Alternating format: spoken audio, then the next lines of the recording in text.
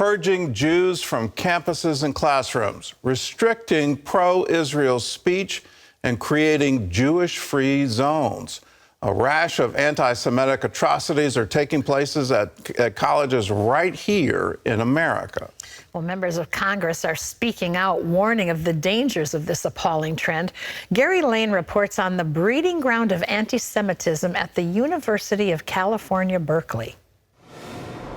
Anti-Semitism is on the rise here in the United States, with hate crimes against Jews setting an all-time high last year. Most took the form of violent attacks and vandalism against synagogues and Jewish temples. This week on Capitol Hill, congressmen expressed concerns about a new wave of anti-Semitism infecting young American adults. The substitution of the word Zionist for Jew has become the modus operandi of a new insidious strain of anti-Semitism that has taken hold in college campuses and on social media platforms. During public demonstrations like this one, pro-Palestinian protesters call for Jews to be purged from college campuses and classrooms. And critics say that's exactly what has happened at the University of California, Berkeley, where some students have attempted to restrict pro-Israel speech. Berkeley Law School Dean Erwin Chemerinsky says a rash of media reports about Jewish-free zones are not true. He says only a handful of student organizations, fewer than 10 out of 100, have adopted anti-Israel bylaws, which include a ban against pro-Israel speakers. Berkeley Law School graduate Kenneth Marcus is founder and chairman of the Louis Brandeis Center for Human Rights. He calls Chemerinsky's response outrageous. What if there had been any other context in which any other group was shut out of opportunities? Would a law school dean in the 21st century say, not to worry, it's okay to have 9 segregated areas, just so long as we have many other areas that aren't segregated? Appearing on the CBN News program The Global Lane, Marcus described the speech ban as utterly absurd, ridiculous, and inconsistent with American law. So is this speech ban anti-Semitic, anti-Jewish, or just anti-Israel? Well, it's all of those. Pick your poison. To begin with, it is a method of silencing one side of a political debate. It is a way of saying we should not permit anyone to participate in a discussion on campus if they are pro-Israel. American Jewish leaders fear what has started in California may easily spread to other parts of the country. Marcus says Jewish students are already being marginalized and excluded on other college campuses because of the Zionist aspect of their Jewish identity. Students at Rutgers University recently saw their fraternity house egged on the first day of Rosh Hashanah, the Jewish New Year.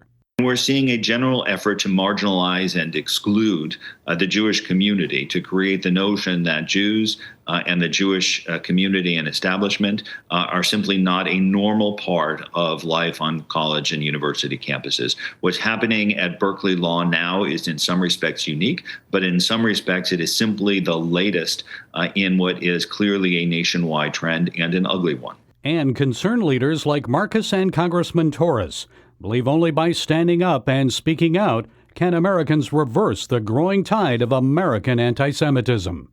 Gary Lane, CBN News.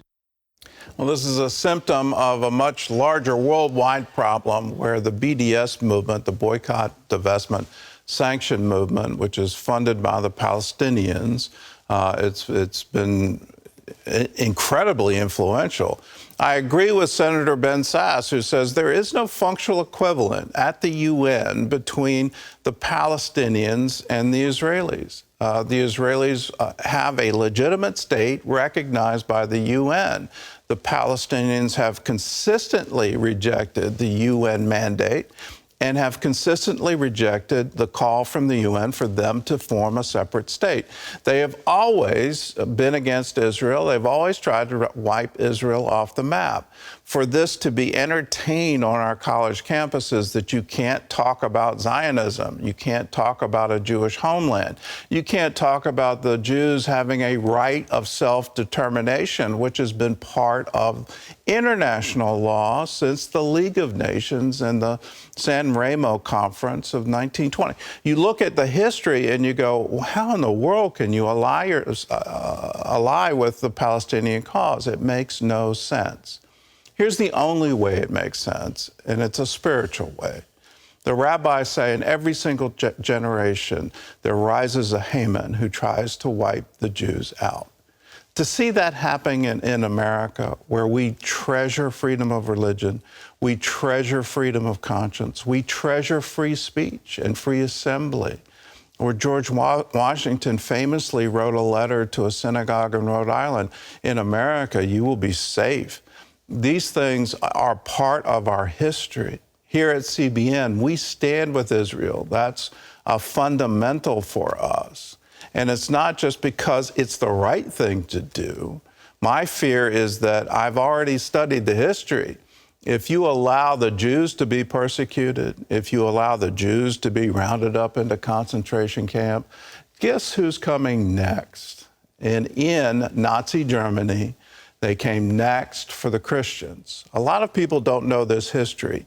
In 1942 and beyond, you could not preach the Bible in a church. You could only preach from Mein Kampf. That's how complete the control was. It's astounding that we don't know this history, but it's also astounding here in America, this kind of persecution is going on. We as Christians need to stand against it. It's the right thing.